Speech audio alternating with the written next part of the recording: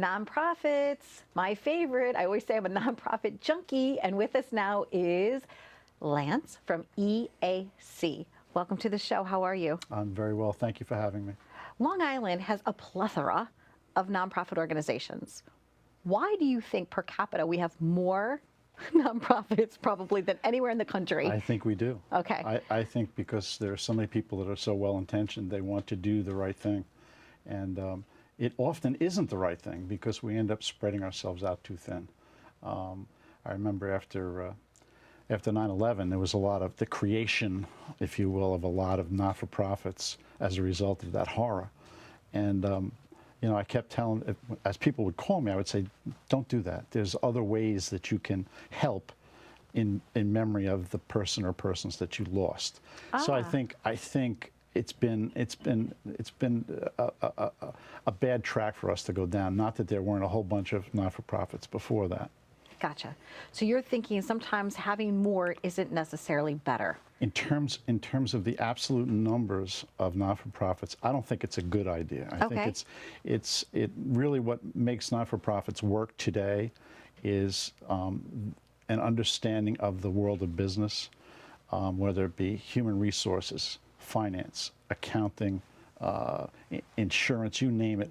If people could just understand that you can't have a real focus on those issues that are so important without having a bigger organization. So we have all those resources, as do some of the other larger not-for-profits. I think it's a better use of resources, frankly. I absolutely agree with you. I couldn't agree with you more. And well, a lot of times, I want you to agree with me. No, but a lot of times what I've noticed is that a nonprofit, they have all the heart, but they don't have the business acumen. And a nonprofit has to be ran like a business. And with you, you had mentioned to me that you used to run the Nassau Coliseum. Correct. For many years. Mm-hmm. So what you did is you transferred all of that business acumen that you had and moved it over to the nonprofit world to help them grow. That's absolutely correct. I don't want to suggest that the two worlds are intricately enmeshed with one another, because there's so much that I had to learn coming into the not-for-profit world. But the business side was so important, and I think it made such a difference in our organization and how well we did. I think, and how well we have been doing.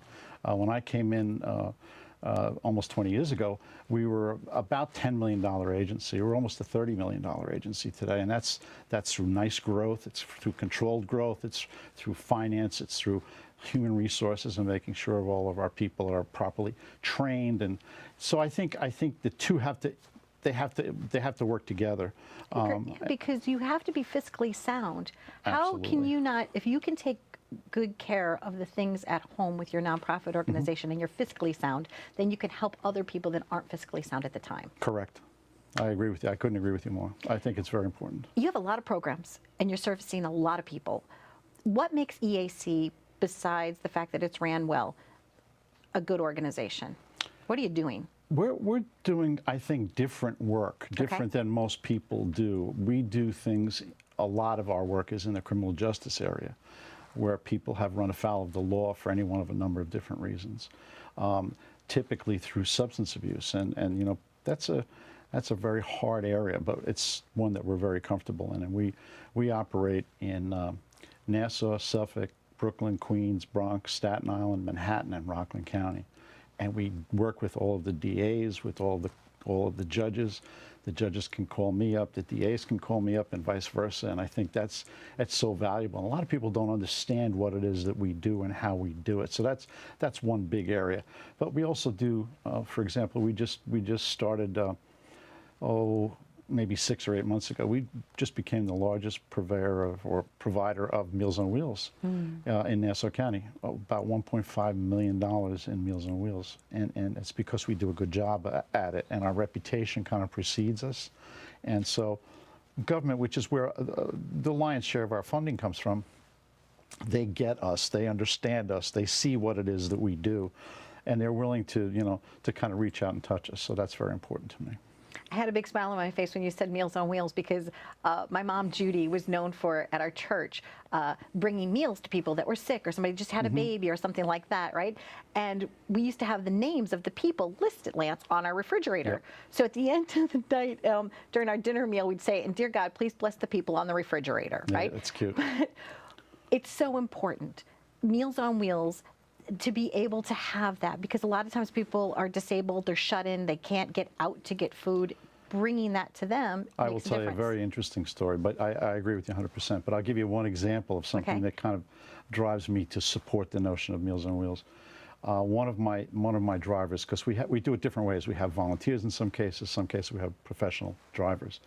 One driver went to deliver some meals to an elderly woman, and he knocked on the door. There was no response. Now we know when there is someone there. Knocked again, no response. He finally got a little panicky and he called the office. We called the house. There was no response at the house. We then called the police, and the woman was passed out on the floor. And had we not pursued that, had we not had the process and procedures in place, she could have died right on the floor. And that's happened more than once. That's just one example that pops into my brain. I have all of these cases that jump into my brain with all these different programs, but that's one that I think speaks volumes as to what we can do. And the part which is the heart, which is you came in as this business guy, but now you've got this Correct. touch.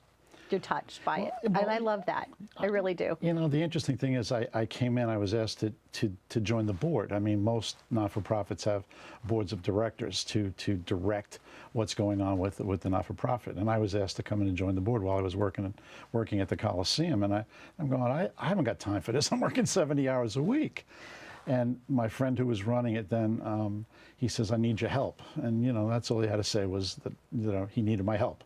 And I got on the board, and then he decided he was going to run for New York State Senate. He won that seat, and I threw my hat in the ring for his replacement. And that was 19 years ago. So it's been a wonderful experience. It's been really terrific. And I think I've brought some level of expertise from the business perspective to the company. But at the same time, I've learned so much in terms of what we do as an agency.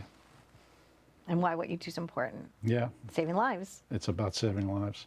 It's about saving people, about protecting people, and a lot of things out there that are happening to folks. And you just shake your head sometimes. It's really quite extraordinary. Well, we're glad that EAC is a good neighbor to all of us. And thank you very, very much for Well, spending thank you some so time with much. us. We appreciate it. You're welcome. This is terrific. Thank you. You're welcome. Stay tuned for more, for great community stories on Live It Up. Thanks for watching.